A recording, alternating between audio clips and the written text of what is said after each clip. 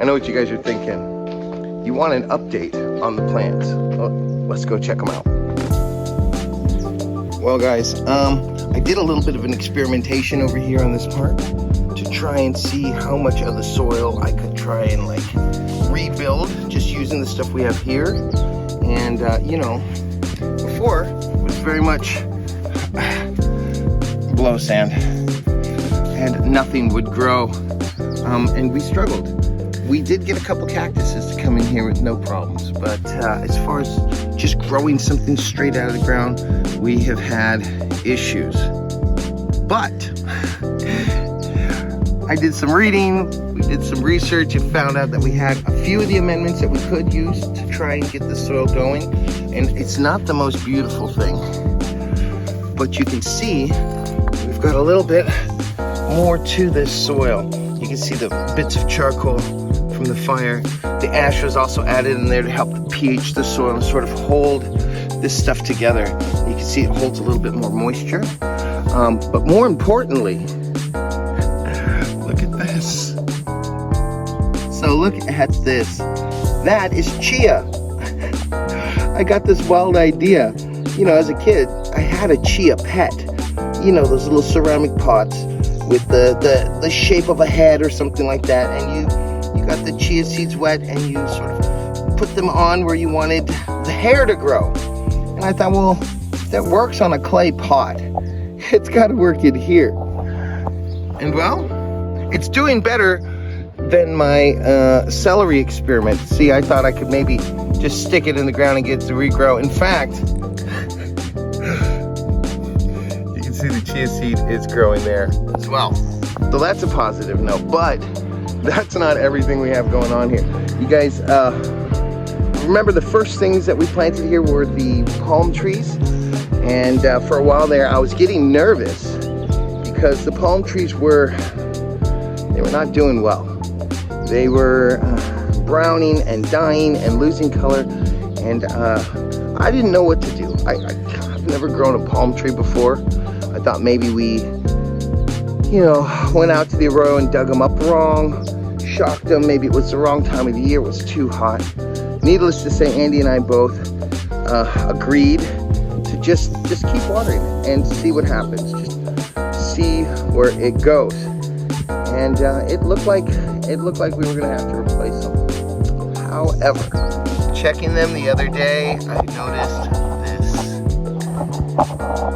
Do you see it? It's green. And that's a new shoot coming out of the center of this thing.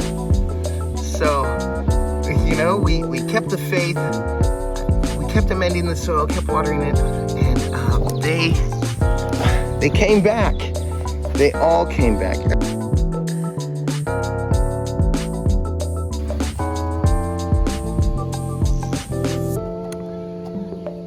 Every one of them has green coming out of the center. All of it has new growth. Look at that bad boy.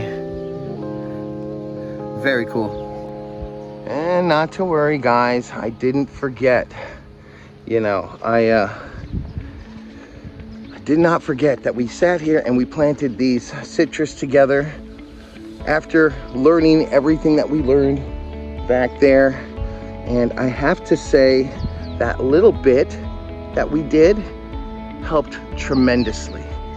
All these plants have new growth on them. All of the plants are starting to fruit, if not have already fruited. And it's looking like we're gonna have to start training them already, getting them to grow a certain way. Of course, the new plants aren't the only ones that have new growth on them. You know, we have new growth on the moringa. We have new growth on the Spanish dagger. We've got new growth coming in on the bougainvillea. It is amazing. The color is just blowing my mind. This thing was brown a few months ago. Look at it now. Do you see it? Do you see it? Look. It's reaching for the wall. That tells me two things. One, it's no longer stunted from the whole transplanting, and two, it's really liking the spot it's in. So it's reaching for the wall. Hopefully we can get that whole wall of vegetation. I think that's gonna look just killer in here. And of course the cactuses we planted a couple years earlier are doing exceptionally well. The aloe vera the Nopalo, or Nopolis, I'm sorry. Nopalo is a town here. We'll go visit Nopalo maybe sometime this summer while I'm trying to figure out things to do, because it's gonna be pretty boring.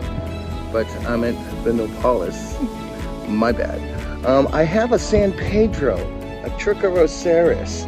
It was gifted to me by one of the shamans that used to live next door to Pat. Very cool guy. I'm excited about that one. Yeah, other than that, things are moving along.